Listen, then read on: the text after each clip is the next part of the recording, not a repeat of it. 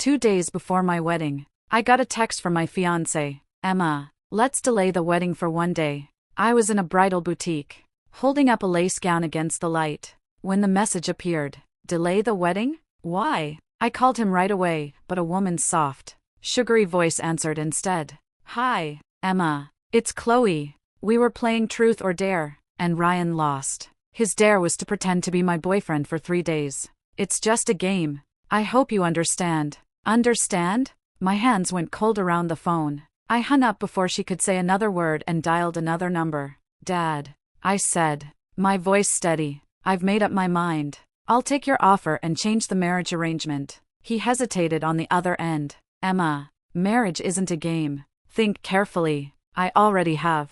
I replied. If I still feel the same tomorrow morning, make the call. By the time I reached the club, Ryan was drunk, his arms slung around Chloe as the crowd laughed and cheered. Congrats. Man, you finally got what you wanted. The noise stopped when they saw me. Chloe stepped back, but Ryan frowned and snapped. Why'd you stop? You're my girlfriend right now. Remember? I grabbed a bottle of water from the table, twisted off the cap, and poured it over his head. You sober now? Water streamed down his face. His eyes were sharp and cold, no trace of guilt, no flicker of shame. Are you out of your damn mind, Emma? He wiped his face and glared. Good. Since you're here, I'll tell you straight. I lost the dare, so I'll be Chloe's boyfriend for 3 days. I've already told the guests the wedding's been postponed. There was a time when I would have cried, begged, made excuses for him. Not anymore. Fine, I said quietly. Postpone it. Just not with you.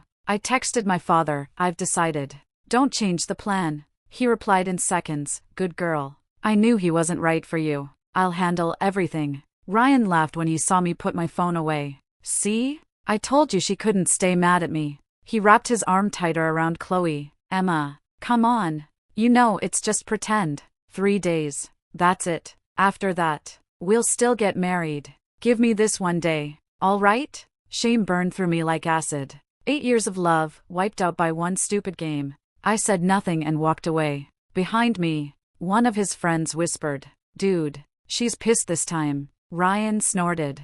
Nah, she's loved me since we were kids. Give her 5 minutes, she'll come running back. He was wrong. Love that grovels in the dirt isn't love worth keeping. When I got home, I opened my phone again. Chloe had just posted on her social feed, Oops. Lost a truth or dare game to my first love. 3 days of being his fake girlfriend, so nervous. Ryan had even commented beneath it, when 2 people love each other but can't be together. Every moment counts. I nearly gagged. I powered off my phone, took the wedding dress from its hanger, and ripped it apart, lace tearing, beads scattering across the floor. Then I grabbed every photo, every letter, every trace of him, and threw them in the trash. Sell the apartment. I told my assistant coldly. 3 days. I don't want it anymore. The next morning, Ryan's grandfather showed up at my door with him in tow. Emma, the old man said solemnly, this is our family's fault. I never agreed to postpone the wedding. Before I could answer, Ryan barked out. I knew it. You went behind my back.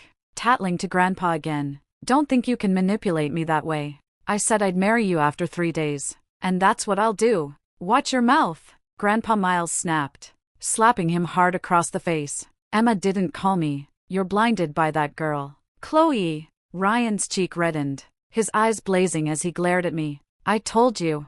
I'll marry you. But not today. Don't use Grandpa to end things with Chloe. She finally agreed to be my girlfriend for 3 days. And I'm not giving that up. The old man raised his hand again, but I stepped between them. Please, Grandpa, it's not worth it. Ryan sneered. Oh, look at her. Acting all noble now. You think stopping Grandpa makes me grateful? You're pathetic. Emma, you've been standing between me and Chloe since the beginning. If it weren't for you, we'd have been together years ago. Now you won't even let me have 3 days? You're unbelievable. The slap I gave him echoed in the hall. Ryan, I'm not stopping you.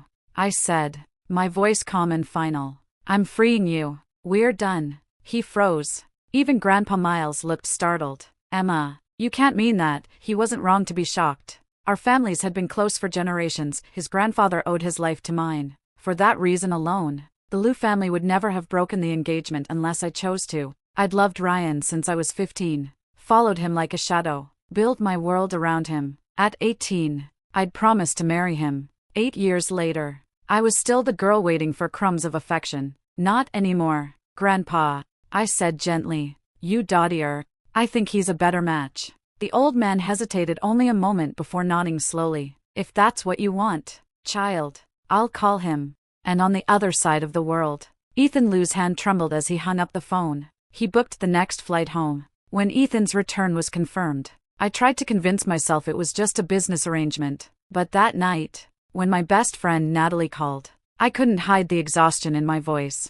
You did the right thing, she said firmly. 8 years of love shouldn't mean 8 years of humiliation. Let's don't need to worry. If it's me, this alliance will stay within the family. He blinked. You mean, Ethan? I said. He's older. St out, drink, eat, breathe a little. I agreed. Maybe I needed noise, laughter, anything but the silence of an empty apartment. We picked a quiet restaurant downtown. I'd barely sat down when the waiter's polite smile froze, and so did I. At the next table sat Ryan and Chloe. Chloe's voice was sugary sweet, the kind of tone that curdled in your stomach. Ryan, if you hadn't suddenly gotten engaged back then, I never would have gone abroad. These 3 days with you, they're all I need. He sighed dramatically, reaching for her hand. Chloe, I'm the one who should apologize. My fork clattered against the plate. Natalie's eyes went wide with fury. She stood and jabbed a finger toward them. You've got to be kidding me. You knew he was engaged and still clung to him like glue? What kind of woman does that? Ryan turned, annoyance flashing in his eyes. Emma, do you have to follow me everywhere? I told you already, it's just 3 days. After that, I'll marry you. Stop acting paranoid. I stayed seated, voice calm. Ryan, don't flatter yourself.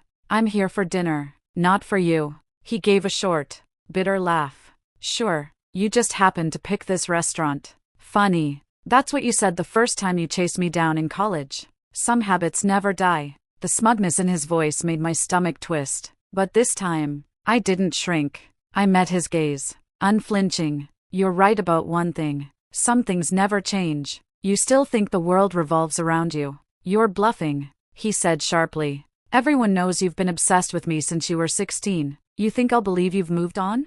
The sound of my laugh caught him off guard, cold and certain. Believe what you want. But we're done, Ryan. The engagement's over. You and Chloe can have your little fairy tale, I don't care. The color drained from Chloe's face. Ryan frowned, pulling out his phone. If that's true, why'd you book the hotel under your name for next week? Trying to make me jealous? What I do now, I said evenly, has nothing to do with you. He leaned back, smirking. You can play whatever games you want, but I already told everyone I'm Chloe's boyfriend for the next 3 days. Deal with it. Chloe pressed a hand to his arm, feigning guilt. Ryan, maybe we should stop. I don't want to make things harder for you. No, he said fiercely. I lost the dare. I'll see it through. I set down my napkin, my patience gone. I came here to eat, not watch a bad soap opera. Manager, the restaurant manager hurried over. Yes, Miss Brooks? These two are ruining my dinner. Show them out. Ryan laughed mockingly. You've lost it. This restaurant belongs to the Lou family. You have no right to order me out. You're forgetting something, I said coolly. Grandpa Miles gifted this place to me as an engagement present. Whoever marries me inherits the Lou estate. So technically, this is my restaurant. His smirk faltered. You're unbelievable, he snapped. You talk about breaking up, but you're still clinging to the family money. I ignored him. Within minutes, the manager returned, bowing slightly. Mr. Lou, I'm afraid Miss Brooks has requested you leave. Ryan's face darkened. Emma, are you insane? My place, my rules. Get out. He pointed a shaking finger at me. You'll regret this. I doubt it. Now pay your bill before you go. Fine, he shouted, throwing a card onto the table. The manager hesitated, then returned awkwardly. I'm sorry, sir, your card has been declined. For a moment, Ryan just stared. Then realization hit, his grandfather must have frozen his accounts. You think this changes anything? He growled. You won't win, Emma. Then pay up, I said sweetly. He clenched his fists, trying to call his parents, then his friends. No one answered. The entire city, it seemed, had turned its back on him. I almost felt sorry for him. Almost. What's wrong? I tilted my head. Need me to spot you a meal? You're heartless, he hissed. No, I said, standing. Just done. Chloe finally stammered. I'll pay. Ryan's expression softened instantly, shame flickering across his face. Chloe, I'm sorry, it's fine. We're a couple now, remember? We can split the bill. My brows rose as the manager took her card, then came back again. Uncomfortable. Miss, your card has insufficient funds. The wine alone costs $10,000. Chloe went pale. What? That can't be right. It's imported. From France, the manager explained. The silence that followed was delicious. Chloe fumbled through her purse, pulling out 3 more cards. Try these. When the manager finally succeeded in processing them all, Ryan looked ready to explode. Emma, he spat. You think everyone's like you, money-hungry and fake. You'll pay for humiliating us. I already did, I said quietly. 8 years of my life. They left, and Natalie exhaled hard. God, he's an idiot. That girl's obviously playing him. Probably thinks she'll cash in before her 3 days are up. I smiled faintly. Let her. She's in for a surprise. Because Ryan wasn't the heir anymore. When I arrived at the office the next morning, the air was heavy with the scent of coffee and new beginnings. Ethan was already there, tall, composed, and devastatingly handsome. His flight must have landed only hours ago. He turned when he saw me. Emma, have you truly decided? I smiled lightly. What if I told you I changed my mind? For a heartbeat, fear flickered in his eyes. Then it's too late, he said softly. You had your choice. I won't let you walk away again. I blinked, surprised by the emotion in his voice. Was he serious? Before I could ask, my father called. Our families wanted to have dinner together that evening. It was formal, almost ceremonial. Both families seemed relieved, even pleased. My parents liked Ethan immediately. He was gentle, confident, nothing like Ryan's arrogance. Maybe, I thought, this marriage wouldn't be a punishment after all. Maybe it was fate's way of giving me a second chance. The next day, we went to the studio to take our wedding photos. Bad luck, I guess, because as soon as I stepped out of the dressing room, Ryan's voice sliced through the air. Are you following me now? How pathetic can you get? He was there with Chloe, both dressed in white, posing before a backdrop of roses. I took one look at him and felt nothing. No ache, no longing, just relief. This studio isn't yours, Ryan. If you can be here, so can I. Oh, please, he sneered. This place is for couples. What are you gonna do, take solo wedding photos? Chloe giggled, hand covering her mouth. Maybe she's trying to make a statement. Independent bride, right? Who said she's alone? A deep, steady voice cut through the room. Ethan stepped forward, crisp in a black suit, eyes locked on mine. Sorry to keep you waiting, he said gently. I just got here, I replied. Ryan's face went white. Uncle Ethan? What the hell? Why are you here? We're here to take our wedding photos, Ethan said calmly, his arm sliding around my waist. Chloe's mouth fell open. Ryan blinked, then barked a laugh. Nice try. You think calling my uncle to fake a photo shoot will make me jealous? You're delusional, Emma. I met his mocking stare. Delusional? No. Just done waiting for a man who can't grow up. You don't fool me, Ryan snapped. You've been obsessed with me since high school. You literally said you'd never marry anyone else.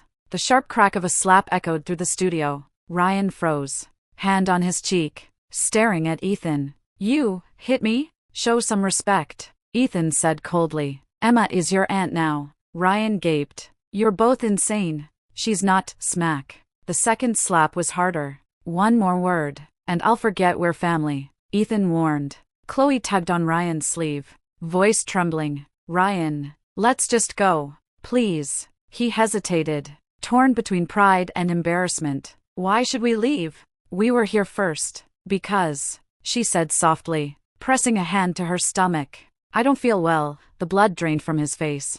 Chloe, are you okay? I'll take you to the hospital. He glared at me one last time. This isn't over, Emma. It never should have started, I murmured. As they hurried out, Ethan glanced at the faint stain on the floor, dark, unmistakable. His expression tightened, but he said nothing. You've really let him go? He asked quietly. I smiled. I'm done looking back. Good, he said, voice low. Because I don't plan on letting you go again. I laughed softly. Then let's stop wasting time. Skip the photos. Let's get married. Ethan's eyes lit up. Now you're speaking my language. The drive to City Hall felt unreal. The morning sun poured through the windshield, gilding Ethan's profile in gold. He looked calm, almost too calm, as if marrying me had been his plan all along. Halfway there, my phone buzzed. A message from Ryan. Emma, let's postpone our wedding again. Don't worry, I'll still marry you. I stared at the text for a long second, almost laughing at how detached I felt. A few weeks ago, those words would have crushed me. Now, they meant nothing. What's wrong? Ethan asked, noticing my stillness. Nothing, I said, locking my phone. Just deleted the last piece of noise from my life. At the clerk's desk, we filled out the forms. Ethan's handwriting was clean, deliberate, like everything else about him. When the clerk handed over our marriage certificates, he exhaled, his shoulders finally relaxing. It's official, he murmured, looking at me as though the world had just steadied itself. You're my wife now. I smiled faintly. Don't sound so relieved. I am, he admitted. I've been waiting a long time for this. I opened my mouth to tease him, but he was already pulling me into a quiet, certain kiss. No fireworks, no confusion, just warmth. Maybe, I thought, peace could feel like this. The wedding day dawned bright and merciless. I stood by the window of the hotel suite, staring at the bouquet in my hands. The flowers were fresh, but my heart was steady, no nerves, no hesitation. Ethan knocked lightly and peeked in, smiling. Ready, Mrs. Lou? Almost, I said, just waiting for one last storm to blow over. I didn't realize how literal that thought would be until the door burst open. Ryan stood there, messy hair, wild eyes, desperation written all over him. Emma, I told you we were postponing, not canceling. Why won't you listen to me? I turned slowly, meeting his gaze. Because I'm not your bride. You love me, he said fiercely. You've always loved me. This, he pointed at Ethan, this is just some sick joke to get back at me. Ethan stepped between us, his tone cool and dangerous. That's enough. Ryan laughed bitterly. You think you can just steal her from me? She's my fiancée. You forfeited that right, Ethan said. Now she's my wife. Ryan blinked, confused. What are you talking about? Ethan reached into his jacket and held up the red-bound marriage license. The color drained from Ryan's face. No, you're lying. Ethan's fist connected with his chest before I could speak. Ryan stumbled back, winded, the shock etched deep across his face. Ryan! His mother cried as she and his father rushed in, having followed him upstairs. Stop this madness. Mom, he's stealing my fiancé, Ryan shouted, pointing at Ethan. Tell Grandpa. His mother's expression twisted with discomfort. Ryan, your grandfather already approved it. The engagement with Emma was cancelled weeks ago. What? He looked from her to me, to Ethan, utterly lost. No, you're lying. You want proof? Ethan's voice was steel. He handed him the document. Read it. Emma is my wife. You try to stop this wedding again, and I'll forget you're my nephew. For a second, I thought Ryan might attack him again, but instead, he just stared at the paper, shaking. I postponed it for one day, he whispered, almost to himself. Just one day. I felt the faintest trace of pity, but it vanished when he lifted his eyes to me, full of blame. You couldn't wait, could you? You had to hurt me. No, I said softly. You did that all by yourself. Ethan took my hand, leading me past him. Let's go, Mrs. Lou. And just like that, the door closed on the wreckage behind us. The ceremony was quiet but beautiful. When Ethan slipped the ring on my finger, he whispered, this time, no one's taking you away. For once, I believed him. After the guests left, I thought we'd go to the Lou family estate, but instead, he drove us to a secluded villa by the lake. The air smelled of pine and jasmine. Inside, everything, from the pale blue curtains to the ceramic mugs, was exactly my taste. When did you have time to do all this? I asked, stunned. You just got back from overseas. Ethan smiled, setting down our suitcases. I didn't do it overnight. I started preparing last year. Last year? I turned toward him, heart skipping. You mean I've loved you for years, he said simply, but you were engaged to Ryan. So I left. I thought if you were happy, that would be enough. But then I saw him with Chloe abroad. I knew he'd never change. So I came home. I sat down slowly, trying to take it all in. The quiet, the sunlight, the confession I'd never expected. So you plan to steal me at the altar? I asked, half teasing, half in awe. He laughed softly. Not steal, rescue. My cheeks burned. He leaned closer, eyes glinting. And if you hadn't agreed to the marriage, I would have waited until you did. I smiled against his shoulder, for the first time in years feeling something pure, safe, certain, real. That night, we barely made it through the front door before his phone rang. Grandpa Miles, come to the house, the old man ordered. Now, Ethan's jaw tightened. Of course, Grandpa. I could tell he didn't want to go, but we both knew we had to. The Lou estate was silent except for one sound, Ryan's voice, raw and pleading. When we entered, he was on his knees before Grandpa Miles, his face pale and drawn. The old man's cane struck the floor sharply. You reckless fool. You almost ruined everything. What do you have to say for yourself? Ryan didn't answer. It was Ryan's mother who spoke first, her voice tight. Father, the girl, she's pregnant. I froze. Ethan's hand found mine immediately, steadying me. The old man exhaled heavily. Then marry her. Face the consequences. Ryan's head snapped up.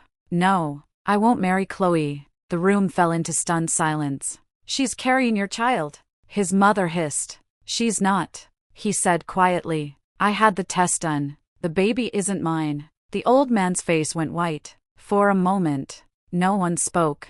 Only the sound of my own heartbeat filled the air. Ryan turned to me then, and the look in his eyes made my skin crawl. Emma, he said softly, brokenly, I made a mistake. I want you back. Ethan's grip on my hand tightened until it almost hurt. You've had enough chances, he said flatly. You threw them all away. I looked Ryan straight in the eye. You didn't lose me because of a game, Ryan. You lost me because you never knew what love was. Later, when we got home, I packed my suitcase in silence. You're leaving?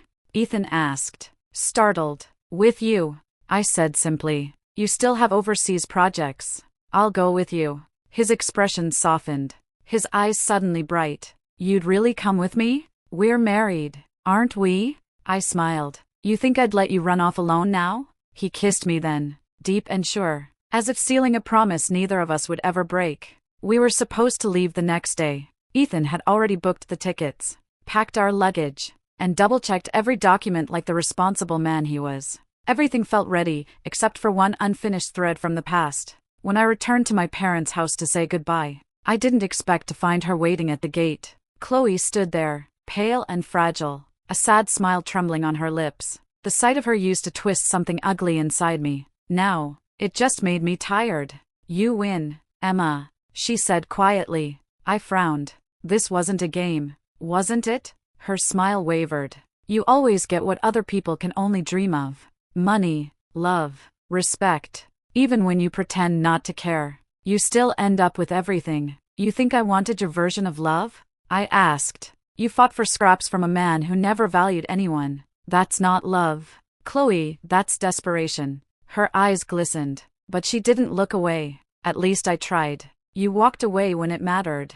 No, I said softly. I walked away when it stopped mattering. The words hung between us, sharp and final. She looked smaller somehow, her bitterness collapsing in on itself. You don't understand, she whispered. Do you know what it's like to beg for someone to stay? To wake up every day knowing you'll never be enough? For a fleeting moment, I almost pitied her. Almost. Yes, I said. I used to know exactly what that felt like, until I decided I deserved better. I stepped past her, my heels clicking against the stone path, but she grabbed my wrist. You think you're better than me? I turned back, my gaze steady. No, Chloe, I just stopped being pathetic.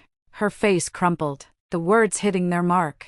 I didn't say another thing. Behind me, I heard her quiet sob, like something breaking apart for good. When I reached the Lou estate, Ryan was already there. He looked thinner, older, eyes shadowed with something like regret. For the first time, I didn't feel anger or pain, just distance. You heard her, he said, voice hoarse. Chloe's leaving. Grandpa says I should go abroad too, start over. That's probably best, I said evenly. Emma, he took a step forward. Do you really feel nothing? After everything? I looked at him, the man I'd once built my whole world around, and felt only calm. You taught me what love shouldn't feel like, I said. For that, I'll always be grateful. He flinched, his lips parting to speak, but no words came. Some lessons, I thought, are meant to hurt. Ethan appeared then, his voice low but firm. Time to go. Ryan didn't move as we passed. He just stood there, watching us, his expression unreadable. Maybe that was his punishment, to finally see me walk away without looking back. The flight to London was long, but the quiet beside Ethan felt like peace. He worked on his laptop while I rested my head against the window, the hum of the engine blurring my thoughts into something softer. Halfway through the flight, I noticed the leather notebook tucked in his briefcase, worn, with pages folded at the corners. Curious, I opened it. Inside were neat lines of handwriting, sketches, and notes about me. My favorite coffee flavor, the first dress I wore when we met again, a list titled Things She Deserves but Doesn't Ask For. My chest tightened. When he returned from the restroom, I looked up at him. You've been keeping this for a long time? He glanced at the notebook and smiled. Since high school. The world tilted slightly. High school? I repeated, stunned. You don't remember, do you? He said gently. When you broke your leg that summer and couldn't attend class. Someone left your notebooks and a bottle of milk by the window every morning. My breath caught.